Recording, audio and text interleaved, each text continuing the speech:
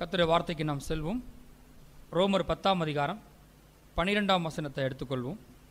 யூதன் என்றும் கிரேக்கன் என்றும் வித்தியாசமே இல்லை, எல்லாருக்கும் கர்த்தரானவர் தம்மை தொழுது கொள்கிற யாவருக்கும் ஐஸ்வர்ய சம்பன்னராய் இருக்கிறார். ஐஸ்வர்ய சம்பன்னர் அப்படின்னா ஐஸ்வர்யத்தை அளவில்லாமல் கொடுக்கிறவர். ஐஸ்வர்யம் ரொம்ப முக்கியமா கடந்த வாரம் பார்த்தோம். பணம் நம்முடைய எஜமான் கிடையாது, ஆனால் பணம் அவசியமாக இருக்கிறது. 2 எஜமான்களுக்கு ஊழியம் செய்ய ஒருவனாலும் கூடாது. ஒருவனை பகைத்து மற்றவனை சிநேகிப்பான், ஒருவனை பற்றி கொண்டு மற்றவனை அசட்டை பண்ணுவான்னு போட்டிருக்கு. நம்ம யாரா ஒருத்தர் தான் சிநேகிக்க முடியும், யாரா ஒருத்தர் தான் பற்றி கொள்ள முடியும், யாரா ஒருவருக்கு தான் ஊழியம் செய்ய முடியும்.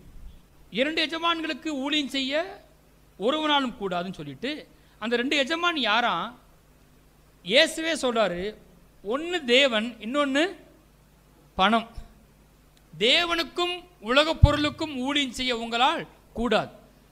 அப்ப தேவன் இடத்துல நிகரா எதை வைக்கிறார் கர்த்தர்? பணத்தை வைக்கிறாரு. நாம வைக்கல, தேவனுக்கு நிகரா. நம்ம சொல்லுவோம் இல்லையா, என்னையெல்லாம் போய் அவனோட ஒப்பிட்டு பேசிட்டு இருக்க. ஆமா, நான் யாரு, அவர் யார், அவ யார் அப்படின்னு சொல்லுவாங்க இல்லையா. ஒப்பிட்டு பேசுறதுக்கே அங்க இடம் இல்லைன்னு சொல்லுவாங்க. அது மாதிரி நம்ம போய் தேவனை பணத்தோடு ஒப்பிட்டு பேசலாமான்னு கேட்டா கூடாது. உண்மைதான். அது தேவன் வேற, பணம் வேற. பணம் தேவன் அதில் ஒரு நன்மை, அவ்வளோதான், ஒரு டூல், அது ஒரு பேப்பர்.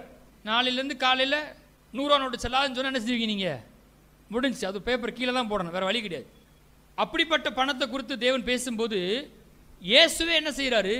தேவனுக்கும் உலக பொருளுக்குன்னு கொண்டு வந்து நிறுத்துறாரு. 2ஐயும் கம்பேர் பண்ணுறாரு. ஏன்னு சொன்னால் இந்த உலகத்தில் பணம் தேவனை ரீப்ளேஸ் பண்ண முடியும், அந்த அளவுக்கு வல்லமை இருக்கிறது அப்படின்னு சொல்றார்.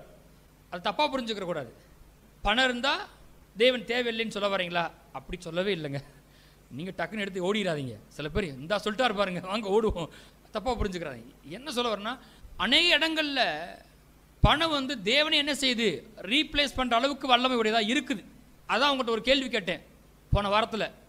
அதாவது உங்ககிட்ட யாராவது சுவிசேஷம் சொல்லும்போது நீங்கள் ஒருவேளை ரொம்ப ஞானவானா, ஐஸ்வர்யவானா, பெரிய பதவி இருந்தீங்கன்னா இயேசுவை பற்றி நீங்கள் கேள்விப்பட்டிருப்பீங்களான்னு கேட்டால் நீங்கள் என்ன சொன்னீங்க?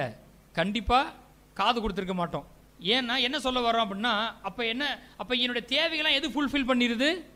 பணம் ஃபுல்ஃபில் பண்ணிடுது. ஆனால் பணம் தேவனா? கிடையாது. பணம் நம்ம எஜமானம் கிடையாது, தேவன் தான் நம்ம எஜமானம் இருக்கிறாரு. ஆனால் பணத்தோட வலிமையை புரிந்து கொள்ள வேண்டும். பணம் எஜமான் கிடையாது, பணம் ஒரு டூல். கர்த்தர் தான் நம்முடைய எஜமானா இருக்கிறாரு. அதனால இப்போ அந்த பணத்தை வேண்டாம் என்ன செய்யக்கூடாது? சொல்லக்கூடாது. அதுக்கு ஒரு முக்கியத்துவம் என்ன செய்யுது? இருக்கிறது. கர்த்தர் அருளுகிற ஐஸ்வர்யத்தை நான் விசுவாசிக்கலாம். ஆமென். கர்த்தர் ஆசீர்வாதித்து வருகிற ஐஸ்வர்யத்தை நான் என்ன செய்யலாம்? விசுவாசிக்கலாம். எவ்வளவு பெரிய ஐஸ்வர்யம்னா நான் மாறலாம். ஏதாவது வழியில விசுவாசத்தையே விட்டுட்டு, இயேசுவையே விட்டுட்டு, பணத்தை நாடுகிற ஆளா நான் இல்லாம கர்த்தரை நாடி நான் ஐஸ்வரனாக முடியும். ஐஸ்வரன் ஆகலாம். எவ்வளோ பெரிய ஐஸ்வரனாகவும் ஆகலாம். அதில் எந்த பிரச்சனையும் இல்லை. எது வரைக்கும் கேட்டால், கர்த்தர் என் எஜமானா இருக்கிற வரைக்கும் எந்த பிரச்சனையும் இல்லை. எவ்வளோ பணம் வேணா இருக்கலாம். வானத்தின் மதுகளை திறந்து இடம் கொள்ளாமல் போகட்டும், உங்கள் மீது ஆசீர்வாதத்தை வரிசிப்பேன். களஞ்சியங்களில் கர்த்தர் ஆசீர்வாதம் கட்டளையில் படட்டும், பெருகட்டும், பணம் பெருகட்டும், நல்லது. ஆனால் அது ஒரு டூல் தான். என்னை ஆசீர்வதிக்கிறவர் கர்த்தர், அவர் தான் எஜமான். நான் அவரை தான் சேவிப்பேன். நான் பணத்தை சேவிக்க மாட்டேன், இந்த பணத்தை கொண்டு கர்த்தரை சேவிப்பேன். இதுதான் சரியான புரிந்து கொள்ளுதல். ஏன்னா ஒருவேளை நீங்கள் ரொம்ப சென்டிமெண்ட்டில் எனக்கு கர்த்தர் தான் முக்கியம் அப்படின்னு சொல்லிட்டு எனக்கு இந்த பணமே வேணான்னு சொன்னீங்கனாலும் அது பெரிய பிரச்சனை. அதுக்கு தான் நம்ம அதை பார்த்தோம். கர்த்தர் ஐஸ்வர்ய சம்பன்னராக இருக்கிறார். அதை எப்படி கொடுக்காரு நம்ம பார்ப்போம். லாட்டரி சீட்டை வாங்கினா கொடுத்துருவாரோ? எந்த குறுக்கு வழியிலையும் ஷார்ட்கட்ஸ் மெத்தடில் கர்த்தர் பணத்தை கொடுப்பது இல்லை. ஷார்ட்கட்ஸ் மூலமாக வருகிற பணம் அது நிலையாக இருக்க போவது இல்லை. கர்த்தர் சில பிரமாணங்கள் என்ன செஞ்சிருக்காரு? வைத்திருக்கார். அதன்படி போகும்போது தான் நாம் அந்த ஐஸ்வர்யத்தை அனுபவிக்க முடியும். அதுதான் வேதனை இல்லாத ஐஸ்வர்யமாக இருக்கிறது. அதுதான் நிலையான பொருளாக இருக்கிறது. அது நிரந்தரமாக இருக்கிறது இயேசு நாமத்தில். அதை நம்முடைய சந்ததி அனுபவிக்கிற ஐஸ்வர்யமாக இருக்கிறது. அப்படிப்பட்ட ஐஸ்வர்யத்தை தர கர்த்தர் விரும்புகிறார். அப்படி என்றால் நான் அவர் வைத்த பிரமாணத்தை கவனம் கொடுக்கணும். இப்போ நம்ம பார்க்க போகிற ஒரு காரியம் கர்த்தர் கொடுக்குற ஒரு ஞானம். நம்ம கேள்விப்பட்டிருக்கோம் இல்லையா? ஞானமாக வாழணும்னு சொல்லுவாங்க இல்லையா, அதுதான் இன்னைக்கு ஒரு ஞானத்தை பார்க்க போகிறோம். நீதிமொழி 28ஆம் அதிகாரம் 20வது வசனம். உண்மையுள்ள மனுஷன் பரிபூரண ஆசீர்வாதங்களை பெறுவான், ஐஸ்வர்யவான் ஆகிறதுக்கு தீவிரிக்கிறவனோ ஆக்கினைக்கு தப்பான். ரெண்டும் போட்டிருக்கு. ஒரு பக்கம் பரிபூரண ஆசீர்வாதங்களை பெறுவான். எத்தனை பேர் பரிபூரண ஆசீர்வாதத்தை பெற விரும்புகிறீங்க? ஆமென். இயேசு சொல்றார், நானும் மனுஷனுக்கு ஜீவன் உண்டாகும், அந்த ஜீவன் பரிபூரணப்பட வந்தேன். ஆண்டவர் ஏதாவது கொடுத்தாருன்னா அதை அப்படியே விட்டுற மாட்டாரு, அது வர வர விருத்தி அடையும். சுகம் கொடுத்தாருன்னா சுகம் என்ன செய்யும்? பலனா மாறும், பலத்தின் மேல் பலன் அடைவீர்கள். ஐஸ்வர்யம் கொடுத்தாருன்னா ஐஸ்வர்யம் வர வர விருத்தி அடையும். ஆத்துமாக்கள் கொடுத்தாருன்னா ஆத்துமாக்கள் வர வர பெருகுவார்கள். ஆமென். கர்த்தர் ஒன்றை கொடுத்தாருன்னா அது என்ன செய்யும்? வர வர பெருகிறதா இருக்கிறது. பரிபூர்ண நன்மை உண்டாக கட்டளையிடுவாராக. வச்சுக்க தொட்டுக்கன்னு கிடையாது. ஆரம்பிக்கும் போது கொஞ்சமா ஆரம்பிக்கிறாரு. ஜீவன் உண்டாகவும் அந்த ஜீவன் பரிபூர்ணப்படவுமே வந்தேன். அப்ப அதுக்கு ஒரு வழி இருக்குது. யாருக்கு அது உண்டாகுமா? உண்மையுள்ள மனுஷன் பரிபூர்ண ஆசீர்வாதங்களை பெறுவான். இன்னொரு பக்கம் போட்டிருக்குது, ஐஸ்வர்யவான் ஆகிறதுக்கு. நான் உங்களுக்கு கேட்கிறேன், ஐஸ்வர்யம் முக்கியமா? முக்கியம். ஆனா ஐஸ்வர்யவான் ஆகிறதுக்கு தீவிரிக்கிறவனோ, கர்த்தரையே தேடாம எப்படியாவது ஐஸ்வர்யன் ஆகிடணும். எதை விடுறேன், யாரை விடுறேன், எங்க போறேன், எங்க வர்றேன், இது கர்த்தர் சொல்லியிருக்கிறாரா, இது கர்த்தருக்கு முன்பாக நியாயமா, அது இதுன்னு எதுவும் அவனுக்கு கவலை கிடையாது. அவனுக்கு ஒன்னே ஒண்ணுதான் முக்கியம். என்னவாயிரணும்? ஐஸ்வர்யன் ஆகிடணும். அப்படி ஐஸ்வர்யன் ஆகிறதுக்கு தீவிரிக்கிறவனோ ஆக்கினைக்கு தப்பான். கண்டிப்பா அவனுக்கு ஆக்கினை இருக்குது. சீக்கிரமா பணக்காரன் நினைக்கிறவனுக்கு கண்டிப்பா இருக்குது, ஆக்கினை இருக்கிறது. ஆனா இன்னொன்று உண்மை, உண்மையுள்ள மனுஷன் பரிபூர்ண ஆசீர்வாதங்களை பெறுவான். உண்மையுள்ள மனுஷன் பரிபூர்ண ஆசீர்வாதங்களை பெறுவான். கர்த்தர் அதுக்கு தான் கொண்டு போறாரு. எல்லாரும் சொல்லுங்க, உண்மையுள்ள மனுஷன். நம்ம ஆண்டவர் உண்மையுள்ளவர். உபாகம் 7ஆம் அதிகாரம் 9ஆம் வசனத்தை வாசிங்க. இன்னைக்கு பிரசங்கத்தோட தலைப்பு வேலையில, தொழிலில், ஊழியத்தில் முன்னேறுவதற்கு சிறந்த ஒரு வழி. எல்லாம் சொல்லுங்க, வேலையிலே, தொழிலிலே, ஊழியத்திலே முன்னேறுவதற்கு சிறந்த ஒரு வழி. ஒரே ஒரு வழி காமிக்க போறேன். உபாகம் 7:9. ஆகையால் உன் தேவனாய கர்த்தரே தேவன் என்றும் தம்மில் அன்பு கூர்ந்து தமது கற்பனைகளை கை கொள்ளுகிறவர்களுக்கு அவர் 1000 தலைமுறை மட்டும் உடன்படிக்கையையும் தயவையும் காக்கிற உண்மையுள்ள தேவன் என்றும். எல்லாம் சொல்லுங்க, உண்மையுள்ள தேவன். சொன்ன மாதிரி செய்வார் கர்த்தர். எத்தனை தலைமுறைக்கு? 1000 தலைமுறைக்கு. இப்ப அந்த உண்மையுள்ள தேவன் ஒன்று பண்றாரு. தம் பிள்ளைகளும் உண்மையா இருக்க வேண்டும் என்று எதிர்பார்க்கிறார். உண்மையுள்ள தகப்பன் தன் பிள்ளைகளும் எப்படி இருக்குன்னு விரும்புகிறாரு? உண்மையா இருக்க விரும்புகிறார். அங்க போவோம். 1 தீமோத்தேயு 1ஆம் அதிகாரம் 12வது வசனம். என்னை பலப்படுத்துகிற நம்முடைய கர்த்தராகிய இயேசு கிறிஸ்து என்னை உண்மையுள்ளவன் என்று எண்ணி இந்த ஊழியத்திற்கு ஏற்படுத்தினபடியால் அவரை ஸ்தோத்தரிக்கிறேன். யார் பேசுறா? பவுல் பேசுறாரு. என்ன சொல்றாரு? என்னை பலப்படுத்துகிற நம்முடைய கர்த்தராகிய இயேசு கிறிஸ்து எதுக்காக என்ன ஊழியத்தை ஏற்படுத்தினாருன்னு கேட்டா ஒரே ஒரு காரணம் தான். என்னை உண்மை உள்ளவன் என்று எண்ணி.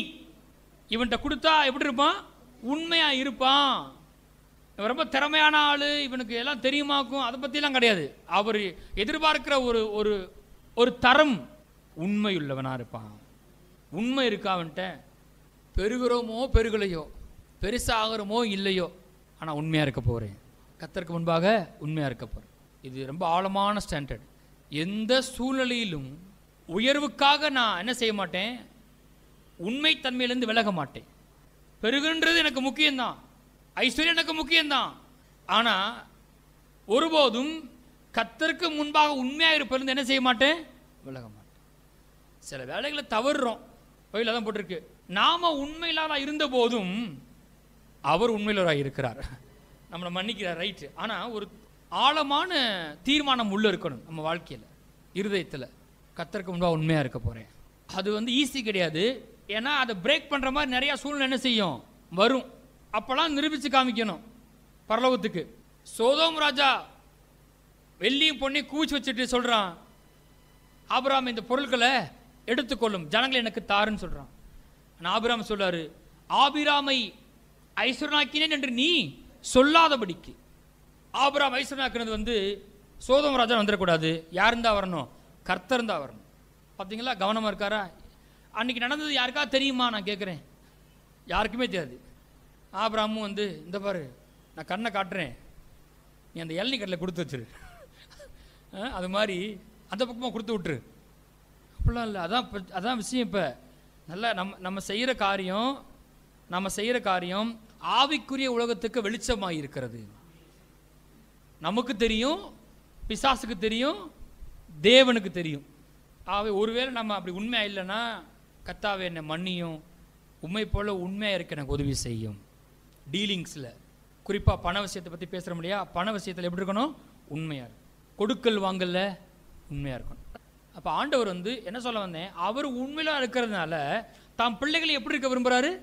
உண்மையாக இருக்க விரும்புகிறாரு. என்ன உண்மைன்னு கேட்டிங்கன்னா, கர்த்தர் நம்ம எங்கே வச்சாரோ அங்கே உண்மையாக இருக்கணும். கர்த்தர் நம்மக்கிட்ட என்ன கொடுத்தாரோ அதில் உண்மையாக இருக்கணும். மத்தேயு 25:14 வாசிங்க. அன்றியும் பரலோக ராஜ்யம் புறதேசத்துக்கு பிரயாணமாய் போகிற ஒரு மனுஷன் தன் ஊழியக்காரரை அழைத்து தன் ஆஸ்திகளை அவர்கள் வசமாக ஒப்பு கொடுத்தது போல இருக்கிறது. ஒரு மனுஷன், ஒரு ஆண்டவன் தன் ஆஸ்திகளை, யாரோடத? அவருடைய ஆஸ்திகளை அவர்கள் வசமாக என்ன பண்றாராம்? ஒப்பு கொடுக்கிறாராம். 15 அவன் அவனுடைய திறமைக்கு தக்கதாக ஒருவனிடத்தில் 5 தாளந்தும் ஒருவனிடத்தில் 2 தாளந்தும் ஒருவனிடத்தில் 1 தாளந்துமாக கொடுத்து உடனே பிரயாணப்பட்டு போனான். கூப்பிட்டுட்டு என்ன பண்றாரு? ஒருவனுக்கு 5, ஒருவனுக்கு 2, ஒருவனுக்கு 1 தாளந்து கொடுத்துட்டு போயிட்டார். அந்த தாளந்து என்பது பிரதானமாக பணத்தை குறிக்குது அல்லது ஆற்றலை குறிக்கிறது. இப்போ என்ன பண்றாங்க? இந்த 3 பேரும் 5 தாளந்தை வாங்கினவன் போய் அவைகளை கொண்டு, எல்லாம் சொல்லுங்க, அவைகளை கொண்டு, கர்த்தர் என்ன கொடுத்தாரோ, கர்த்தர் என்ன வேலையை கொடுத்தாரோ, கர்த்தர் என்ன தொழிலை கொடுத்தாரோ, கர்த்தர் எங்க ஊழியத்தை கொடுத்தாரோ, கர்த்தர் ஊழியத்தை என்ன பொறுப்பை கொடுத்தாரோ அவைகளை கொண்டு, இவ்வளவுதான் கொடுத்துருக்காரு. 5 தானா, எனக்கு 10 கொடுக்க கூடாதா? இல்லை இல்லை இல்லை, அதெல்லாம் பேசல. 5 கொடுத்துருக்காருல்ல, அவைகளை கொண்டு வாசிப்போம். வியாபாரம் பண்ணி வேறு 5 தாளந்தை சம்பாதித்தான். அப்படியே 2 தாளந்தை வாங்கினவனும் வேறு 2 தாளந்தை சம்பாதித்தான். 1 தாளந்தை வாங்கினவனோ நிலத்தை தோண்டி தன் எஜமானுடைய பணத்தை புதைத்து வைத்தான். 3 பேர் 2 பேர் என்ன பண்ணாங்க? கர்த்தர் என்ன கொடுத்தாரோ அவைகளை கொண்டு வியாபாரம் பண்ணி, கர்த்தர் கொடுத்ததை வச்சு என்ன பண்றாங்க? வியாபாரம் பண்ணி. சம்பாதிக்காதவன் யாருன்னு கேட்டீங்கன்னா, கடவுள் கொடுத்ததை பயன்படுத்தாம புதைச்சு வச்சால்தான் என்ன செய்ய முடியல? சம்பாதிக்க முடியல. ஆனா அதை போய் யூஸ் பண்ண எல்லாரும் என்ன பண்றாங்க? சம்பாதிச்சுட்டாங்க. கர்த்தர் கொடுத்ததை கொண்டு வியாபாரம் பண்ணினவன் வேறு 5 தாளந்த வேறு 2 தாளந்தை சம்பாதித்தான். 100% சம்பாதிக்கிறான். ஆமென். வேறு 5 வேறு 2. இப்போ பைபிளில் போட்டிருக்கு, கவனிச்சுட்டே வாங்க. 19 வெகு காலமான பின்பு அந்த ஊழியக்காரருடைய எஜமான் திரும்பி வந்து அவரிடத்தில் கணக்கு கேட்டான். கணக்கு கேட்பாரா? கண்டிப்பா கேட்பாரு. வெகு காலமான பின்பு கொடுத்த பிறகு ஆண்டவர் வந்து என்ன பண்ண என்ன பண்ண என்ன பண்ண என்ன செய்யல? கேட்கல. கொடுத்துட்டு போயிட்டாரு. போயிட்டு கொஞ்சம் காலங்கள் கழிச்சு உடனே வரல. என்ன காலம் போட்டிருக்குது? வெகு காலமான பின்பு ஆண்டவர் திரும்ப வர்றார். திரும்ப வந்து அவரிடத்தில் கணக்கு கேட்டான். என்ன கணக்கு? நான் உங்ககிட்ட ஒன்று கொடுத்தேனே, அதை வச்சு நீ என்ன செஞ்ச? கர்த்தர் உங்களிடத்தில் ஏதோ ஒன்றை கொடுத்திருக்கிறார். ஆமென். அப்பொழுது 5 தாளந்தை வாங்கினவன் வேறு 5 தாளந்தை கொண்டு வந்து, ஆண்டவனே 5 தாளந்தை என்னிடத்தில் ஒப்புவித்தீரே, அவைகளை கொண்டு இதோ வேறு 5 தாளந்தை சம்பாதித்தேன் என்றான். அவனுடைய எஜமான் அவன் நோக்கி, நல்லது, உத்தமமும் உண்மையும் உள்ள ஊழியக்காரனே, கொஞ்சத்திலே உண்மையாயிருந்தாய், அநேகத்தின் மேல் உன்னை அதிகாரியாக வைப்பேன், உன் எஜமானுடைய சந்தோஷத்திற்குள் பிரவேசி என்றான். ப்ரூஃப் காட்டுறான். இதை கொடுத்தீங்க, இதை வச்சு நான் இதை செஞ்சிருக்கிறேன். உடனே ஆண்டவர் சொல்றார், நல்லது, உத்தமும் உண்மையுள்ள ஊழியக்காரனே.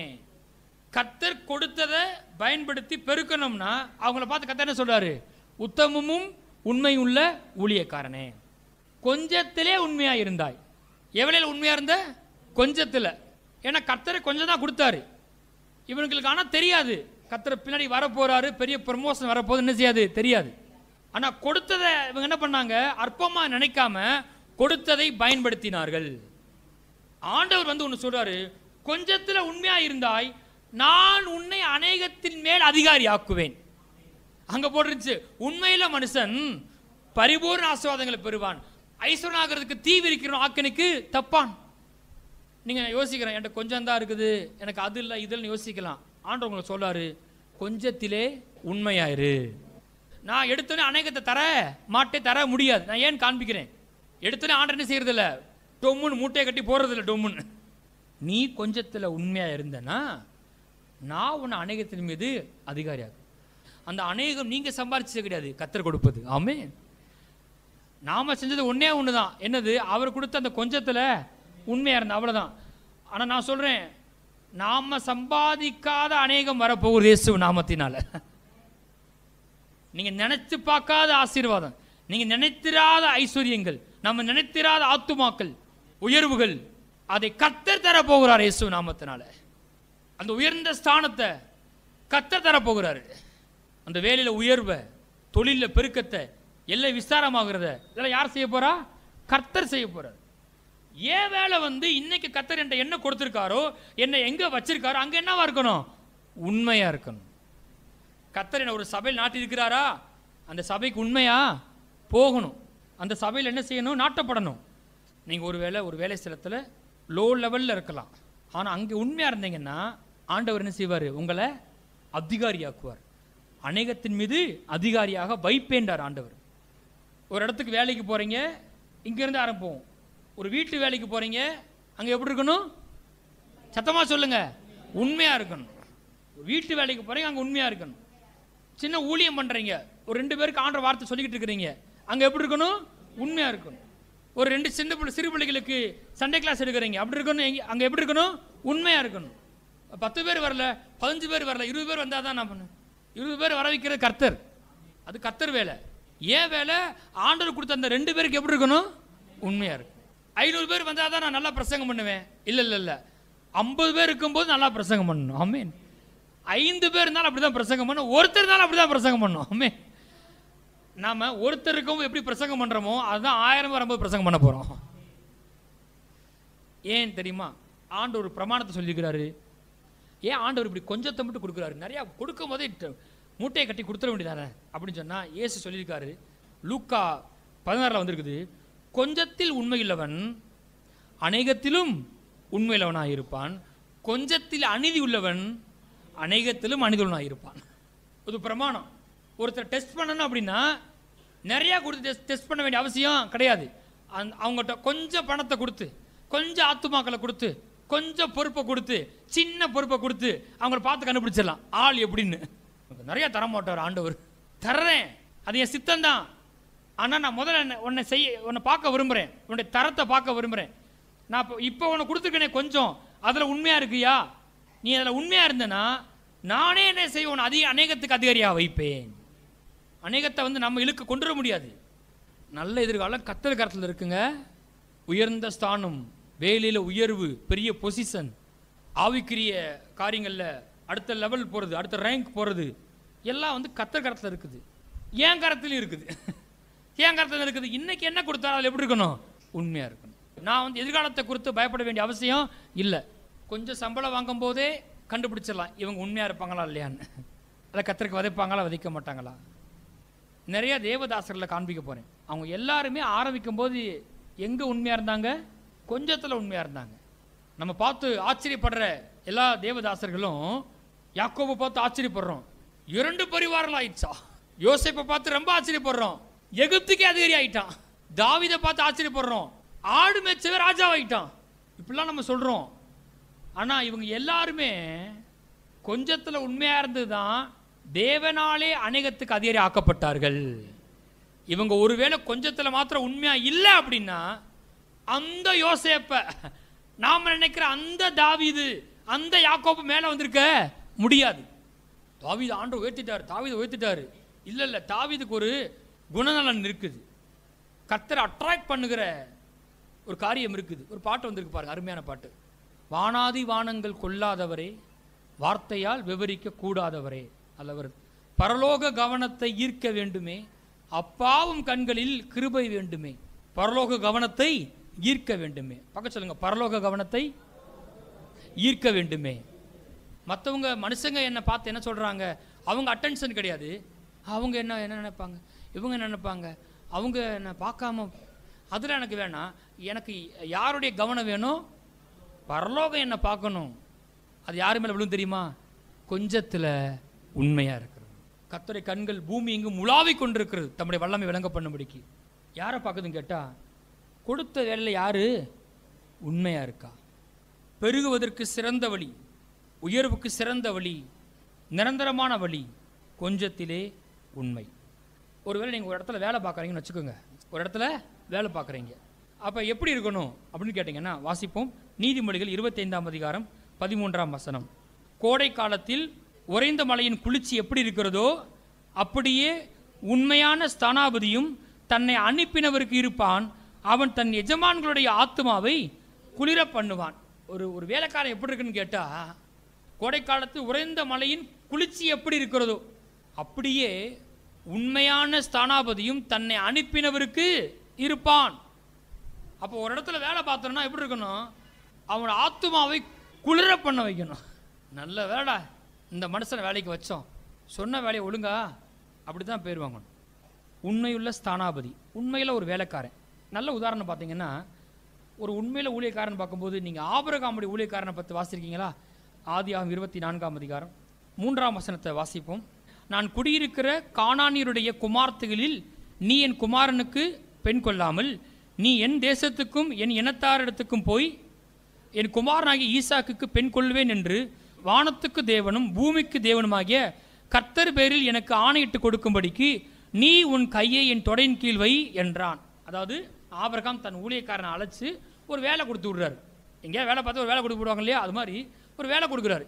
நம்ம வாசம் பண்ணுற இந்த கானானிய ஸ்திரீ இடத்துல என் குமாரனுக்கு பெண் கொள்ளாமல் என் தேசத்துக்கும் என் இடத்தாருக்கு என்ன செய்ய போ, ஏன்னா இவங்க ஆண்டு அறியாதவங்க அப்படின்னு சொல்லிட்டு அவர் சொல்கிறார்.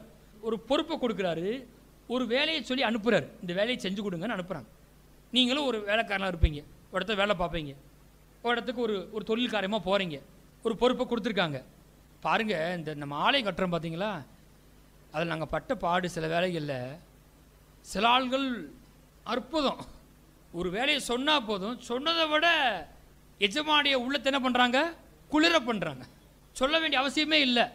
ரொம்ப உன்னிப்பாக, நுணுக்கமாக, கவனமாக, நேர்த்தியாக செஞ்சு முடிக்கிறாங்க. நம்ம கேட்க வேண்டிய அவசியமே இல்லை, மேற்பார்வையிட வேண்டிய அவசியமே இல்லாதபடி இருக்குது. ஆனால் சில ஆட்களை நீங்கள் பார்த்தீங்கன்னா வந்தது எப்படா முடிச்சுட்டு ஓடுவோம். ஒரு ஒழுங்கு இல்லை, ஒரு நேர்த்தி இல்லை, ஒரு அழகு இல்லை, பணம் ஓடணும். அப்போ அந்த வேலையை கொடுத்த ஆளுகளுக்கு எப்படி இருக்குது பார்த்தீங்களா? நம்ம என்ன செய்யணும், ஒரு வேலையை கொடுத்து பணத்தை கொடுத்தா கூட அவனை மனமாரம் ஆசீர்வதிக்கணும். அவன் அப்போ இங்கே ஆபிரகாம் தம் ஊழியக்காரனை அழைச்சி ஒரு பொறுப்பை கொடுக்குறாரு. இதை போய் பண்ணிட்டு வாப்பா அப்படின்னு சொல்கிறார். நீங்கள் வாசித்து பார்த்தீங்கன்னா சில வசனத்தை மட்டும் வாசிப்போம். அவன் எவ்வளோ கவனமாக இருக்கான்னு தெரியுமா? ஈசாக்குக்கு தானே பெண் பார்க்கணும், யாரையாவது பிடிச்சிட்டு போயிடும் அப்படின்லாம் இல்லாமல் ரொம்ப கவனமாக, முக்கியமாக ஜெபத்தோடு அந்த வேலையை செய்கிறான். ஜெபத்தோடு போகிறாங்க, ஒவ்வொரு முறையும் ஜெபம் பண்ணுறாங்க. ரொம்ப அனுப்பப்பட்ட வேலையில் ரொம்ப கவனமாக இருக்கான். வாசிக்கலாமா? கொஞ்சம் கடகடன்னு வாசிப்போமே. அதே 24ஆம் அதிகாரத்தில் 12 வாசிங்க. என் எஜமானாய் ஆபிரகாமுக்கு தேவனாய் இருக்கிற கர்த்தாவே, இன்றைக்கு நீர் எனக்கு காரியம் சித்திக்க பண்ணி என் எஜமானாய் ஆபிரகாமுக்கு தயவு செய்திடலும். எப்படி ஜெபம் பண்ணுறான் பாருங்க. சும்மா எனக்கு என்னான்னு போய் அப்படி இல்லை. ஆண்டவர் இன்னைக்கு என்ன செய்யுங்க, என் காரியத்தை சித்திக்க பண்ணுங்க, என் எஜமானாய் ஆபிரகாமுக்கு என்ன செய்யுங்க, தயவு செய்யுங்க. எஜமான திட்டக்கூடாது, எஜமானுக்காக ஜெபிக்கணும். ஆமென். அவருக்கு எல்லாம் சம்பளம் வாங்குவீங்களாம், அப்புறம் அந்த எஜமானை திட்டுவீங்களாம். அது சரியாகல பாருங்க. ஒருவேளை இன்னைக்கு அந்த எஜமான் கடினமான ஆளாக இருந்தால் கூட நீங்கள் என்ன செய்யணும், அவனுக்காக ஜெபிக்கணும். அங்கே கொடுத்த வேலை உண்மையாக தான் இருக்கணும். ஜெபம் பண்ணிட்டே போகிறான். 27 வாசிங்க. என் எஜமானாகி ஆபிரகாமின் தேவனாய் இருக்கிற கர்த்தருக்கு ஸ்தோத்திரம். அவர் தம்முடைய கிருபையையும் தம்முடைய உண்மையையும் என் எஜமானை விட்டு நீக்கவில்லை. நான் பிரயாணம் பண்ணி வருகையில் கர்த்தர் என் எஜமானுடைய சகோதர வீட்டுக்கு என்னை அழைத்து கொண்டு வந்தார் என்றான். இது அந்த காரியம் நடந்துருச்சு. எங்கே வரணுமோ அங்கே கர்த்தர் கொண்டு வந்துட்டார். அப்பயும் ஸ்தோத்திரம் பண்ணுறான் ஆண்டவரை. அப்படியே அதே அதிகாரத்தில் 34 வாசிங்க. அப்பொழுது அவன், நான் ஆபிரகாமுடைய ஊழியக்காரன், கர்த்தர் என் எஜமானை மிகவும் ஆசீர்வதித்திருக்கிறார், அவர் சீமானாய் இருக்கிறார். கர்த்தர் அவருக்கு ஆடு மாடுகளையும் வெள்ளியும் பொன்னையும் வேலைக்காரிகளையும் ஒட்டகங்களையும் கழுதைகளையும் கொடுத்திருக்கிறார். தான் எஜமானை பற்றி என்ன செய்கிறான், ரொம்ப பெருசாக பேசுகிறான். 48 வாசிங்க. அதாவது என்ன சொல்கிறான்னா, நான் ஆபிரகாமுடைய ஊழியக்காரன், கர்த்தர் என் எஜமான் ஆசீர்வதிச்சிருக்காரு, இந்த மாதிரி என்கிட்ட அவர் குமாரனுக்கு பெண் பார்க்க முடியும் அனுப்பிச்சாரு, நான் இப்படி ஜெபம் பண்ணிட்டு வந்தேன். அந்த நேரம் பார்த்து யார் வந்தா? உங்கள் மக வந்தா. துறவண்டையிலேருந்து தண்ணி எனக்கு கொடுத்தா. கரெக்டாக இங்கே கத்தனை கொண்டு வந்திருக்காரு அப்படின்னு பேசிட்டே வர்றான். வாசிப்போம். இப்போ அங்கே 48 வாசிங்க. 48. தலை குனிந்து கத்தரை பணிந்து கொண்டு, நான் என் எஜமானுடைய சகோதரன் குமாரத்தியை அவர் குமாரனுக்கு கொல்ல என்னை நேர்வழியாய் நடத்தி வந்த என் எஜமானாய் ஆபிரகாமின் தேவனாய் இருக்கிற கத்தரை ஸ்தோத்தரித்தேன். அங்கே போனால் சாப்பாடு போடுறாங்க. சாப்பிட்டு பேசிட்டு இருக்கிறாங்க. பொண்ணுட்டு சம்மதம் கேட்குறாங்க. சரின்னு சொல்லுது. உடனே சொல்கிறாங்க நாளைக்கு போகலாம் அப்படின்றாங்க. உடனே என்ன சொல்லலாம் பாருங்களேன். வாசிங்களேன். 56 வாசிங்க. அதற்கு அவன், கர்த்தர் என் பிரயாணத்தை வாய்க்க பண்ணியிருக்க நீங்கள் எனக்கு தடை செய்யாதிருங்கள். நான் என் எஜமானத்துக்கு போக என்னை அனுப்பிவிட வேண்டும் என்றான். நம்ம என்ன செய்வோம்? அப்படியா, ஒரு நாள் இருந்துட்டு போகிறேன். அவன் அதெல்லாம் இல்லை, வந்த வேலை முடிஞ்சிருச்சு, நான் என்ன செய்கிறேன், கிளம்புறேன். எனக்கு என் எஜமான் கொடுத்த வேலை இதுதான், அதை முடித்தோமா என் எஜமான் என்ன போசிப்பார். ஆமே, எனக்கு என் வேலை என் எஜமான் என்கிட்ட கொடுத்த வேலைக்கு அனுப்பிட்டுருக்கணும், உண்மையாக இருக்கும், அது போதும். அவருடைய கஸ்டமர் ஓன் கண்களை தயவு கிடைக்கிற அவசியம் எனக்கு இல்லை. செய்ய வேண்டிய வேலையை நான் தெளிவாக செஞ்சால் போதும். சில பேர் இப்படி தான் பாருங்கள், எங்கேயாவது நம்பி ஒரு பொறுப்பு அனுப்பிச்சு என்ன பண்ணுறது, அங்கே போய் அட்டையை போடுறது. எஜமான் என்ன நம்பி அனுப்பிச்சிருப்பாரு போப்பான்னு, ஆனால் இவங்க அங்கே போய் என்ன செய்கிறது, அங்கே இருக்க ஆள்கிட்ட நிறையா பண்ணிகிட்டு இருக்கிறது. கர்த்தர் பிரயாணத்தை வாக்கியம் பண்ணிட்டாரு. ஜெபம் பண்ணிட்டே வந்தேன், இப்போ என்ன செஞ்சுருங்க, என்ன அனுப்பி விட வேண்டும். அப்போ வந்த வேலையை என்ன செஞ்சுட்டான், முடிச்சிட்டான். எத்தனை பேர் நீங்கள் ஒரு இடத்துக்கு வேலைக்கு போனீங்கன்னா அங்கே ஜெபத்தோடு போகிறீங்க? ஆமேன். ஒரு வேலையை ஆண்டு சின்ன வேலையோ பெரிய வேலையோ என்னவாக இருந்தாலும் முதல்ல அங்கே என்ன செய்யணும், ஜெபத்தோடு போங்க. இன்றைக்கி இந்த காரியம் வாய்க்கணும், எஜமானுக்கு இந்த காரியம் என்ன செய்யணும், வாய்க்கணும். வீட்டு வேலைக்கு போனீங்கன்னா கூட அந்த வீட்டுக்குள்ளே காலை வைக்கும்போது என்ன செய்யுங்க, அந்த வீட்டை இயேசு நாமத்தில் ஆசீர்வதிங்க. இந்த வீட்டுக்கு சமாதானம் வருவதாக, இந்த வீட்டுக்கு ரட்சிப்பு வருவதாக. ஒரு வேலை ஸ்தலத்துக்கு, ஒரு தொழில் ஸ்தலத்துக்கு போனீங்கன்னா என்ன செய்யுங்க, அவங்கள என்ன செய்யுங்க, ஆசீர்வதிங்க. இவங்க கொடுக்க சம்பளத்துக்கு நாம் ஆமாம் இல்லை சம்பளம் அவங்க கொடுக்கல, யார் கொடுக்குறா, கர்த்தர் கொடுப்பார் உங்களுக்கு. நீங்கள் அதில் உண்மையாக இருந்தீங்கன்னா யார் கொடுப்பா, கர்த்தர் கொடுப்பார் உங்களுக்கு. நீங்கள் பரலோகத்தின் கவனத்தை என்ன செய்கிறீங்க, ஈர்க்கிறீங்க. அங்கே வாசிப்போம், அடுத்த இடத்துக்கு போயிடும். ஆதியாகமம் 31ஆம் அதிகாரம் 40ஆம் வசனத்தை வாசிங்க. ஆதியாகமம் 31:40 யாரை பற்றி போட்டிருக்கு, யாக்கோபு பற்றி போட்டிருக்கு. யாக்கோபு எப்படியாவது சீக்கிரமாக என்னவாயிடணும், பெரிய ஆளாயிரம் நினச்ச ஒரு ஆள். ஆனால் அவன் வாழ்க்கையிலையும் கர்த்தர் என்ன பண்ணுறாரு, சில காரியங்களை கற்றுக்கொள்ள வைக்கிறார். இவன் சொல்லுவான், யார், யாக்கோபை லாபான்ட்ட சொல்லுவான், எஜமான்ட்ட சொல்லுவான். அவனோட மாமனார் தான் அவனுக்கு எஜமான். நான் வரும் முன் உமக்கு இருந்தது கொஞ்சம். அப்போ அவன் கையில், யாக்கோபு கையில் கொடுக்கப்பட்ட ஆடுகள் எவ்வளவு, கொஞ்சம் ஆடுகள். நாம் என்ன பார்த்துட்டு, கொஞ்சத்திலே உண்மை. யாக்கோபு சொல்கிறான், நான் வரும் முன் உமக்கு இருந்தது கொஞ்சம். அப்போ தான் நீ என்ன செஞ்ச, என்ன அப்பாயின்ட் பண்ண வேலைக்கு.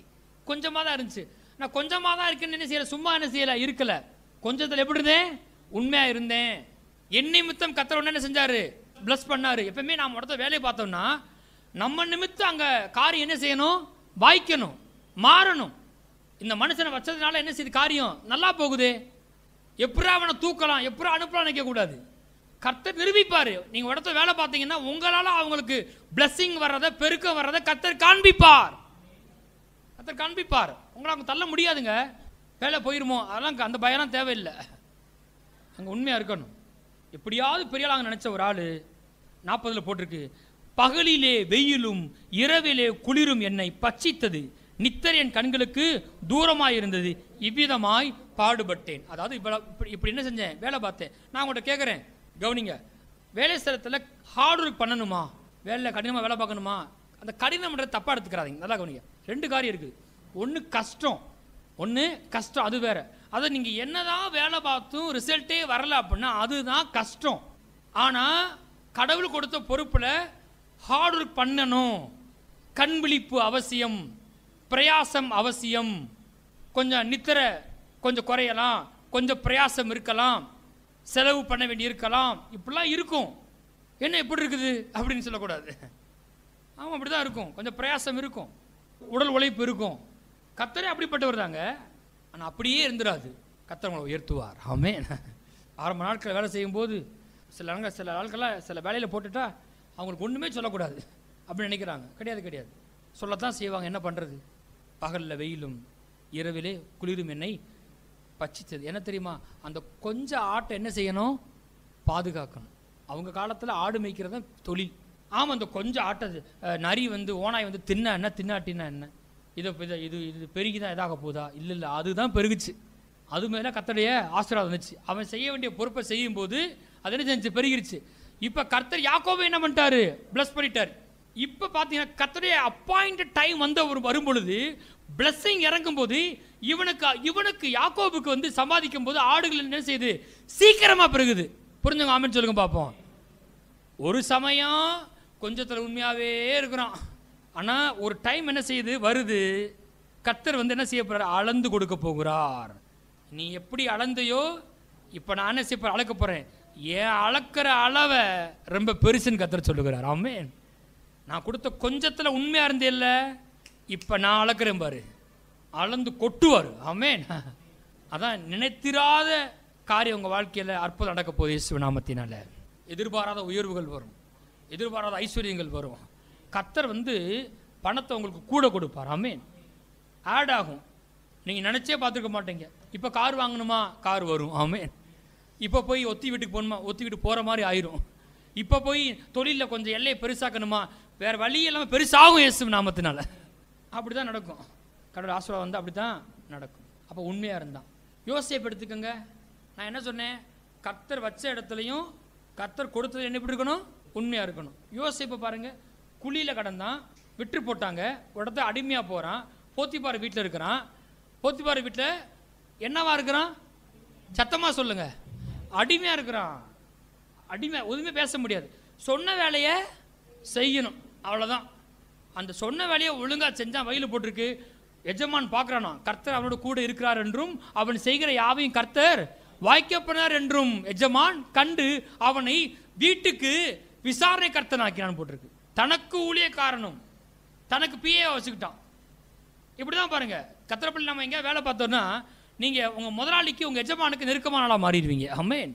கூட வச்சுக்கிடுவாங்க. எப்படி துரத்தலாம் பார்க்க மாட்டாங்க. உங்கள் மேலே பிளஸ்ஸிங் இருக்குது. ஆமென். இதெல்லாம் வாஞ்சிக்கணும். அவனை பார்த்து கண்டுபிடிச்சிட்டாங்க.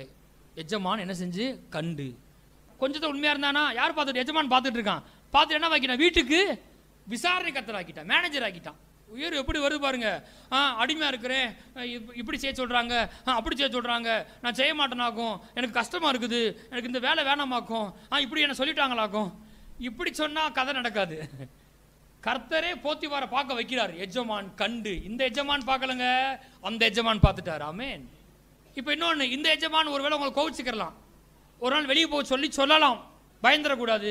ஜெயிலில் போடுறாங்க, அதே எஜமான் தான் போடுறாங்க ஜெயிலில். சிறைச்சாலை அதிபதி போத்திபார் என்ன பண்ணுறான்? ஜெயிலில் போட்டுறான். ஆனால் அங்கேயும் யார் இருக்கா? கர்த்தர் இருக்கார். அவன் எதை செய்தானோ அதை கர்த்தர் வாய்க்க பண்ணார். திரும்ப அங்கிருந்து எங்கே போகிறான்? பார்வோன் சமூகத்துக்கு போயிட்டான். பார்வோன் என்ன பண்ணுறான்? யோசேப்பை அரண்மனைக்கு அதிகாரி ஆக்கிட்டான், எகிப்துக்கு அதிபதியாக மாட்டிட்டான். எப்படி வருது பார்த்தீங்களா? ஆண்டவர் முதல்ல கொஞ்சம் அடிமையாக இருக்கும்போது உண்மையாக இருக்கிறான். அந்த இடத்துல மேனேஜர் ஆகிறான், வீட்டுக்கு விசாரணை கர்த்தன் ஆகிறான். அங்கே இருக்க அடிமையெல்லாம் மேனேஜ் பண்ணுறான். திரும்ப அடுத்து எங்கே போகிறான்? ஜெயிலுக்கு போகிறான். ஜெயிலில் போனால் பயங்கரமான ஆளாக இருப்பாங்க, அவங்களையும் மேனேஜ் பண்ணுறான். அப்புறம் என்ன பண்ணிட்டார்? கர்த்தர் படிப்படியாக கற்றுக்கொள்ள வச்சு கொஞ்சம் கொஞ்சமாக உயர்த்தி அவன் என்ன பண்ணிட்டாரு? எகிப்துக்கே அதிபதி ஆக்கிட்டார். கொஞ்சத்திலே உண்மையாக இருந்தாய், நான் உன்னை அநேகத்துமே அதிகாரி ஆக்குவேன். நீயா எகிப்துக்கு அதிகாரி ஆக முடியாது. யோசித்து பாரு, நீ எகிப்துக்கு அதிகாரி ஆக முடியுமா? முடியாது. ஆனால் நான் ஆக்குவேன். ஆனால் நீ என்ன செய்யணும் கேட்டால், எங்கே இருக்கையோ குறை சொல்லக்கூடாது. பாருங்க, பிள்ளைகள், சிறு பிள்ளைகள் பாருங்க, கவனிங்க. நீங்கள் வந்து என்ன செய்யக்கூடாது? உங்களுக்கு என்ன வேணுமோ அதை அம்மா அப்பா செய்வாங்க. உங்களுக்கு என்ன வேணுமோ அவங்களுடைய நிலைமையின்படி உங்களுக்கு சிறந்ததை செய்வாங்க உங்கள் அம்மா அப்பா. ஆனால் ஒருபோதும் நீங்கள் எங்கள் அம்மா எனக்கு அது செய்யலை, எங்கள் அப்பா எனக்கு இது வாங்கி தரல, எங்கள் அப்பா இப்படி செஞ்சு தான் நான் அப்படியே இருப்பேன், அப்படியே இருந்தால் இப்படியா இருப்பேன்னு சொல்லக்கூடாது. நீங்கள் உங்கள் உயர்வுக்கு கர்த்தரை சார்ந்திருக்க வேண்டும். ஆமென். பெற்றோருக்கு கீழ்ப்படின்னு கனம் பண்ணணும். உயர்வுன்னு வரும்போது யாரை சார்ந்திருக்கணும்? கர்த்தரை நோக்கி பார்க்கணும். அம்மா அப்பாக்கா கர்த்தருக்கு ஸ்தோத்திரம், கர்த்தரை உயர்த்துவார். ஆமென். அவங்கள குறை சொல்லக்கூடாது. ஆமாம், அது வாங்கி தரல, இது வாங்கி தரல, இது இல்லை, அது இல்லைன்னு சொல்லக்கூடாது. இருக்கிறத தான் படிக்கணும். நீங்கள் அதில் உண்மையாக இருந்தீங்கன்னா கர்த்தர் என்ன செய்வார்? உங்களை உயர்த்துவார். யோசேப்பு அரிக்கட்டு நிமிர்ந்து நிற்கும் அப்படின்னு ஆண்டவர் சொன்னார். உடனே ஆயிரல. ஆனால் கொஞ்சத்தில் உண்மையாக இல்லாதவனை கர்த்தர் உயர்த்துறதே கிடையாது. எங்க கொஞ்சத்தில் உண்மையாக இல்லாதவன்ட்ட அவனை போய் எப்படி தூக்கி அநேகத்துக்கு வைக்கிறது? யோசித்து பாருங்க. நீங்கள் கொஞ்சத்தில் உண்மை இல்லாதவனுக்கும் உயர்வுக்கும் சம்பந்தமே இல்லை. கர்த்தர் கொடுக்குற உயர்வு அப்படி என்ன செய்யாது, வரவே வராது. கர்த்தர் ஒரு மனுஷனை உயர்த்தினார்னா சந்தோஷப்படணும். எத்தனை பேர் ஆமென் சொல்கிறீங்க? கர்த்தர் ஒருத்தங்களை ஆசீர்வதிச்சாருன்னா சந்தோஷப்படணுங்க. ஏன் தெரியுமா? கர்த்தர் பார்த்து பிளஸ் பண்ணியிருக்காரு அப்படின்னா அந்தரங்கத்தை பார்த்து பிளஸ் பண்ணியிருப்பார். ஆமென். அந்தரங்கத்தில் பார்க்கிற பிதா தாமை உனக்கு வெளியரங்கமாய் பலன் அளிப்பார். அப்போ ஒரு நம்பிக்கை வரணும், நானும் கர்த்தருக்கு முன்பாக அந்தரங்கத்தில் உண்மையாக இருக்க போகிறேன். ஒருபோதும் தேவ பிள்ளைகள் நம்ம யாரை பார்த்தும் பொறாமப்பட வேண்டிய அவசியம் இல்லை. நான் உங்களுக்கு சொல்லித்தரேன். நானும் ஆழமாக தீர்மானிச்சிருக்கிறேன். எது போனாலும் சரி அதெல்லாம் நான் பார்த்துட்டேன். இப்போ எனக்கு கர்த்தர் போதும். ஆமென். அவர் என்னை விட்டு விலக மாட்டார். அவர் என் கூட இருப்பார். புல்பெட்டுக்கு நானாக ஏறிக்கிறல, புல்பெட்டில் நிற்க வைக்கிறது கர்த்தர், அழைச்சவர் கர்த்தர். எனக்கு கர்த்தர் தான் ரொம்ப முக்கியம். இந்த பூமியில் நான் எங்கே இருந்தாலும் அவருக்கு உண்மையாக இருப்பேன், அவரை துதிப்பேன், அவருக்காக நான் ஊழியம் செய்வேன். ரோடா உயர்வு, சேரு, புல்பிட்டு விட மாட்டேன். இதெல்லாம் எனக்கு என்ன செய்யலை இல்லை. அதனால தான் தேவ பிள்ளைகள் இந்த மனுஷனுக்கு முன்பாக பெருமையாக இருக்குன்றதை என்ன செய்யக்கூடாது, விரும்பவே கூடாது. கர்த்தர் என்னை பாராட்டணும். ஆமென். கர்த்தருக்கு நல்ல ஆலயத்தை கொடுத்துருக்காரு, அவரை நான் துதிக்கிறேன். நான் இருக்கிற காரியத்தை கர்த்தர் பிளஸ் பண்ணுறாரு, என்னை முன்னேற்றுகிறாரு. அப்போ நான் அதில் என்ன செய்கிறேன், ரொம்ப உத்தமமாக இருக்கிறேன். பாஸ்டருக்காக ஸ்தோத்திரம், பாஸ்டருக்கு நான் கனம் பண்ணுறேன்.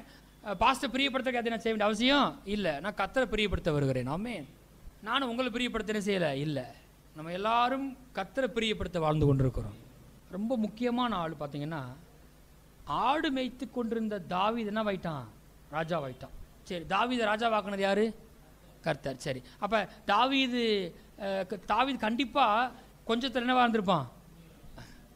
அப்படி அந்த கொஞ்சத்தை உண்மையாக இல்லைன்னா ஆண்டு வைத்திருப்பாரா? கண்டிப்பாக வைத்திருக்க மாட்டார். ஆண்டுக்கா யாராவது ஊழியம் பண்ண நினச்சிங்கன்னா சண்டே கிளாஸாக என்ன செய்யுங்க, ஆரம்பிங்க. உங்கள் பகுதிகளில் போய் ஒரு 2 பேரை நீங்களே ஆரம்பிங்க. இத்தனை வருஷம் வந்து வசனம் கேட்குறீங்க, ஒரு கதை சொல்ல தெரியாதா? நீங்கள் என்ன செய்யலாம், உங்கள் இருக்க பக்கத்தில் 2 பிள்ளைகள் 3 பிள்ளைகள் கூப்பிடலாம். ஆரம்ப நாட்களில் எங்களை கூப்பிடலாம், நாங்கள் வந்து ஆரம்பித்து விடுவோம். நீங்கள் அப்புறம் என்ன செய்யணும், பிக்கப் பண்ணணும். நீங்கள் வந்து இந்த கதை கேட்குறீங்க, இன்றைக்கி ஒன்று கேட்குறீங்கன்னா இதை நீங்கள் படித்து என்ன செய்யணும், பிரசங்கத்தை கேட்டு நீங்கள் சிறுபிள்ளைக்கு ஏற்ற மாதிரி சொல்லி பழகணும். ஒரு பாட்டை பாடணும், ஒரு சிறு கதையை சொல்லணும், அதில் ஒரு கருத்தை சொல்லணும். அவங்க ஜெபம் பண்ணி அனுப்பிச்சிடணும். முடிஞ்சால் அவங்களுக்கு ஒரு பிஸ்கட்டை கொடுத்து அனுப்பிச்சிடணும். எத்தனை பேர் இதை செய்யலாம் நீங்கள் நினைக்கிறீங்க? ஆமென். ஆண்டவருக்கு ரொம்ப பிரியமான ஊழியம் என்ன தெரியுமா, என் ஆட்டுக்குட்டிகளை மேய்ப்பாயாக. ஆட்டுக்குட்டி ஊழியத்தை அற்பமாக நினைக்கக்கூடாது. ஆட்டுக்குட்டி அவருக்கு ரொம்ப பிரியம். தாவீதை குறித்து நீங்கள் பார்த்தீங்கன்னா 1 சாமுவேல் 17:28 வாசிங்க. அந்த மனுஷரோடே அவன் பேசிக்கொண்டிருக்கிறதே அவன் மூத்த சகோதரனாய் எலியாப் கேட்டபோது அவன் தாவீது மேல் கோபம் கொண்டு, நீ இங்கே வந்தது என்ன? வனாந்தரத்தில் உள்ள அந்த கொஞ்ச ஆடுகளை நீ யார் வசத்தில் விட்டாய்? யுத்தத்தை பார்க்க அல்லவா வந்தாய்? உன் துணிகரத்தையும் உன் இருதயத்தில் அகங்காரத்தையும் நான் அறிவேன் என்றான். சில பேர் இப்படி தான் பாருங்க, நம்மளை ஏதாவது குறை சொல்லிட்டே இருப்பாங்க. எலியாப் வந்து தாவீதை திட்டுறான், எதுக்கு நீ யுத்த களத்துக்கு வந்தேன்னு பாருங்க. அப்போ யோசிக்கிறான், யுத்த களத்துக்கு கூட நீ வரதுக்கு உனக்கு என்ன இல்லை, அருகதை இல்லை. ஒரு போர் வீரனாக இருக்க கூட உனக்கு அருகதை இல்லை. ஆனால் ராஜாவாக போகிறான். எத்தனை பேர் கவனிச்சுட்டு இருக்கிறீங்க? ஆமென். கூட பிறந்த சகோதரன் சொல்கிறான், நீ எதுக்கு இங்கே வந்த அப்படி சொல்லும் போது அவனே ஒரு வார்த்தை சொல்லிட்டான், வனாந்தரத்தில் உள்ள அந்த கொஞ்ச ஆடுகளை நீ யார் வசத்தில் விட்டாய்? தாவீதுக்கு ஆடு மேய்ச்சிக்கிட்டு இருந்தான். எத்தனை ஆடு மேய்ச்சான்? சத்தமா சொல்லுங்க. கொஞ்ச ஆடு தான் மேய்ச்சான். அது கூட அவங்க அப்பா ஆடு. கொஞ்ச ஆடுலாம் மேய்ச்சிக்கிட்டு இருந்தான். அது சும்மா விட்டுட்டு வரல. அவங்க அப்பா தான் சொன்னார், நீ போய் என்ன செய்யி, இந்த பால் கட்டிகளை இதெல்லாம் எடுத்துகிட்டு போய் அண்ணமாரில் கொடுத்துட்டு அண்ணமாரில் பார்த்துட்டு வா அப்படின்னு சொல்லி அனுப்பிச்சி விட்றாரு. அதுக்காக தான் வந்திருக்கான். அப்பா சொன்னனால அந்த பொறுப்பை விட்டுட்டு இங்கே வந்திருக்கிறான். சும்மா விட்டுட்டு வரல. ஆனால் அங்கே சொல்ல ஒரு பாயிண்ட் வந்திருக்கு. எத்தனை ஆடு? கொஞ்ச ஆடு. அதான் போட்டிருக்கு. இப்போ அந்த கொஞ்ச ஆடை எப்படி இருப்பான் அவன் பார்த்தா, வாசிப்போம். அங்கே போட்டிருக்கு 1 சாமுவேல் 17 34 வாசிங்க. தாவீது சவுலை பார்த்து, உம்முடைய அடியான் என் தகப்பனுடைய ஆடுகளை மேய்த்து கொண்டிருக்க போது. யாருடைய ஆடு? தகப்பனுடைய ஆடு. என்ன வேணா ஆகட்டும் அப்படின்னு விடல. என்ன போட்டிருக்கு வாசிங்க. ஒரு விசை ஒரு சிங்கமும் ஒரு விசை ஒரு கரடியும் வந்து மந்தையில் இருக்கிற எத்தனை ஆட்டை? ஒரு ஆட்டை பிடித்து கொண்டது. நான் அதை தொடர்ந்து போய் அதை அடித்து, எதை அடிச்சு? சிங்கத்தை அடிச்சு, கரடியை அடிச்சு, எதை அந்த ஒரு ஆட்டுக்குட்டியை அதன் வாய்க்கு தப்புவித்தேன். அது என் மேல் பாய்ந்த போது நான் அதன் தாடியை பிடித்து அதை அடித்து கொன்று போட்டேன்.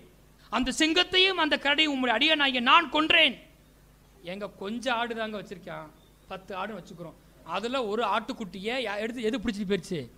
ஒரு முறை கரடி பிடிச்சி போச்சு, இன்னொரு முறை சிங்கத்தை பிடிச்சி போச்சு. ரெண்டுமே பயங்கரமான மிருகம். சொல்லுவாங்க இல்லையா, கரடிக்கு முன்னாடி என்ன செய்யாதீங்க, போயிடாதீங்கன்னு சொல்லுவாங்க இல்லையா. கரடி ரொம்ப பயங்கரமான மிருகம். ஒரு ஆடு தானே போனா, ஒரு ஆடு போன அதுக்கு போய் நான் என் உயிரை தியாகம் பண்ண முடியுமா? நான் போய் கரடி சண்டை போட்டுக்கிட்டு இருக்க முடியுமா?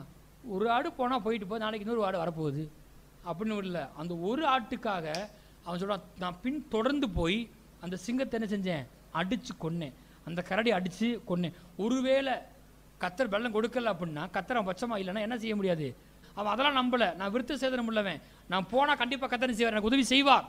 எது ரொம்ப முக்கியம் கேட்டால் அந்த ஒரு ஆடு. கத்தர் பார்க்குறாரு, பையில பதம் போட்டிருக்கு, கரவல் ஆடுகளின் பின்னே திரிந்த உன்னை அந்த ஆட்டு மந்தையை விட்டு எடுத்து உன்னை ராஜா வாக்குனேன். கொஞ்சம் ஆடு மேய்ச்சிக்கிட்டு இருக்கும்போது அந்த ஒரு ஆட்டுக்காக நீ தியாகம் பண்ண ரெடியாக இருந்த, நீ அது மேலே ரொம்ப கவனமாக இருந்த இல்லையா? இப்போ நான் உன்னை என்ன பண்ணுறேன், எண்ணிலடங்கா ஜனங்களுக்கு உன்னை அதிகாரியாக மாத்துறேன், உன்னை ராஜாவாக வைக்கிறேன். நான் உயர்வு எப்படி வருது பார்த்தீங்களா? அதனால தான் பாருங்கள், உயர்வுக்காக ஆசைப்பட வேண்டிய அவசியம் இல்லை. ஒரு வகையில் சொல்ல போனால் உயர்வை விசுவாசிக்கிறோம், ஆனால் உயர்வு உயர்வு உயர்வு உயர்வுன்னு என்ன செய்யக்கூடாது, அலையக்கூடாது. சிங்காசனம் சிங்காசனம் சிங்காசனம் அலையக்கூடாது. அது அப்படி வர்றது கிடையாது. பெரிய பாஸ்டர், பெரிய ஊழியக்காரனாக நான் பெரிய ஊழியக்காரனாகிறது வந்து முதல்ல நீ கொஞ்சம் எப்படி இருக்கணும், உண்மையாக இருக்கணும், கத்தர் கொடுத்தல உண்மையாக இருக்கணும். பெருக்கத்தை கத்தரே செய்வார். ஒரு வகையில் பெரியவனாக வேண்டும். கத்தரனை வாழாக்காமல் தலையாக்குவார், நான் கீழாக்காமல் மேலாவே நம்புறது நல்லது. ஆனால் அதுவே நோக்கமான செய்வது இருக்கக்கூடாது. உயர்வுக்கு மாத்திரமே ஆசைப்பட்டுகிட்டே இருக்கக்கூடாது. எதில் கவனமாக இருக்கணும், கொஞ்சத்தில் உண்மையாக இருக்கணும். நல்லது, எனக்கு உயர்ந்த தரிசனம் இருக்கிறது, அதை நான் எப்படி அடைஞ்சிடலான்னு ஓடக்கூடாது. அதுக்கு சில வழிகளை கத்தர் வச்சிருக்காரு. அதில் ஒன்று சிறந்த வழி கொஞ்சத்திலே உண்மை. சங்கீதம் 78 71 72 நான் வாசிக்கிறேன்.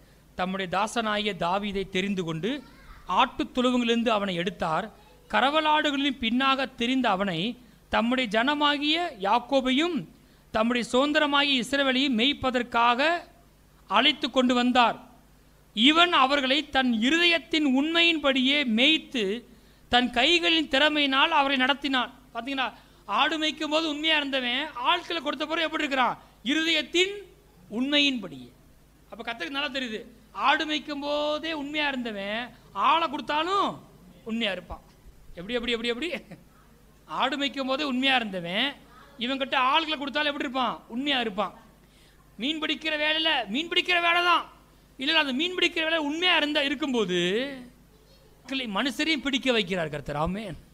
அதனால எந்த வேலையுமே வழியில் பார்த்தீங்களா, ஸ்தேவான் என்னவா இருக்கான்னு தெரியுமா? ஸ்தேவான் யாருன்னு தெரியுமில்ல? ஸ்தேவான் வந்து சமைக்கிற ஒரு ஆள், கேட்டரிங் வேலை பண்ணுறவர். யார்? ஸ்தேவான். ஆனால் அவரை சூஸ் பண்ணுறாங்க, உண்மையாக இருக்கிறனால சூஸ் பண்ணுறாங்க. எவ்வளோ பெரிய சாட்சி ஆகிட்டான் ஸ்தேவான் பார்த்தீங்களா? கரெக்டாக அவனை அடித்து கொல்லும்போது ஏசு என்ன பண்ணார், எந்திரிச்சு நிற்கிறார். சமைக்கிறதுல உண்மை, சமையல் வேலையில் உண்மையாக இருந்த ஒரு ஆள். அங்கிருந்து வந்து அபிஷேகம் பண்ணப்பட்டு ஊழியக்காரனாக இருந்து கர்த்தருக்காக நின்று ஜீவனை கொடுத்த போது இயேசுவே நின்று நிற்கிறார். அங்கே ஆரம்பிச்சிச்சு சமையல் வேலையில். கொஞ்சத்தில் உண்மை. கடைசி 2 வசனம் தானியேல் 6:4 வாசிங்க. அப்பொழுது பிரதானிகளும் தேசாதிபதிகளும் ராஜ்யத்தின் விசாரிப்பிலே தானியேலை குற்றப்படுத்தும்படி முகாந்திரம் தேடினார்கள். ஆனாலும் ஒரு முகாந்திரத்தையும் குற்றத்தையும் கண்டுபிடிக்க அவர்களால் கூடாதிருந்தது. இப்படி தான் வேலை பார்க்கும்போது சில குற்றத்தை கண்டுபிடிக்க பார்ப்பாங்க, ஆனால் நான் சொல்கிறேன் கண்டுபிடிக்க முடியாது. ஆமேன். ஏன்னு கேட்டால் அங்கே போட்டிருக்க, அவன் உண்மையுள்ளவனாய் இருந்தபடியால் அவன் மேல் சுமத்த யாதொரு குற்றமும் குறைவும் காணப்படவில்லை. தேசாதிபதிகள் இருந்தாங்க, அதுவே பெரிய பொசிஷன். அந்த தேசாதிபதிகளுக்கு மேலே 120 தேசாதிபதிகள் நியமித்திருந்தான் தரியு ராஜா. அந்த 120 தேசாதிபதிகளுக்கு மேலே பிரதானிகளை வச்சிருந்தான். அதில் 3 பேர், அதில் ஒரு ஆள் யாரு? தானியேல். அந்த 3 பேரை சிறந்த ஆள் யாரு? தானியேல். நம்பர் 1 பிளேஸ்ல இருக்கிறான். ஆள் எப்படின்னு கேட்டால் உண்மையுள்ளவன். உயர்வுக்காக என்ன வேணால் செய்ய மாட்டேன். தானியேல் ராஜாவுக்கு வைக்கப்பட்ட போஜனத்தை சாப்பிட சொல்கிறாங்க, என்ன செய்யலை? சாப்பிடல. இருதயத்தில் அதை சாப்பிட்டு தீட்டுப்படுத்தி கொள்ளாதபடிக்கு தன் இருதயத்தில் தீர்மானம் பண்ணி கொண்டான். ஏன்னா உண்மை. யார் பார்க்குறா? கர்த்தர் பார்க்குறார். அப்போ வேலை செய்யறதுக்கு போகிறோம், எல்லாரும் வேறு மாதிரி நடக்கிறாங்கன்னா நான் நடக்க போகிறது கிடையாது. அந்த காரியத்தை செஞ்சு நான் என்னை தீட்டுப்படுத்தி கொள்ள மாட்டேன்.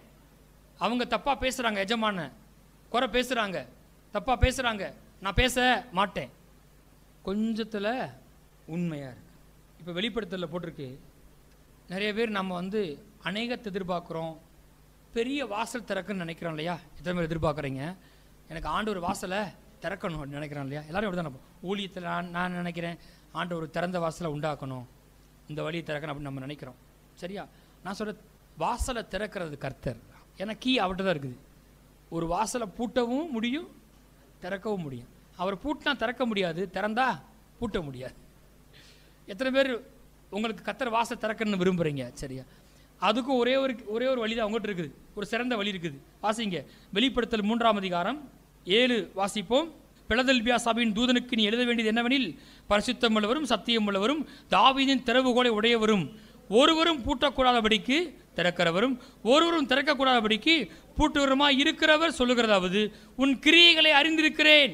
உனக்கு கொஞ்சம் பலன் இருந்தும் நீ என் நாமத்தை மறுதலியாமல் என் வசனத்தை கை கொண்டபடியினாலே இதோ திறந்த வாசலை உனக்கு முன்பாக வைத்திருக்கிறேன், அதை ஒருவனும் பூட்ட மாட்டான். அப்ப திறந்த வாசலை கர்த்தர் யாருக்கு தர்றாரு? கொஞ்சம் பலன் இருந்தும் கர்த்தரை மறுதலியாம அவரை தேடுனவங்களுக்கு திறக்கிறார்.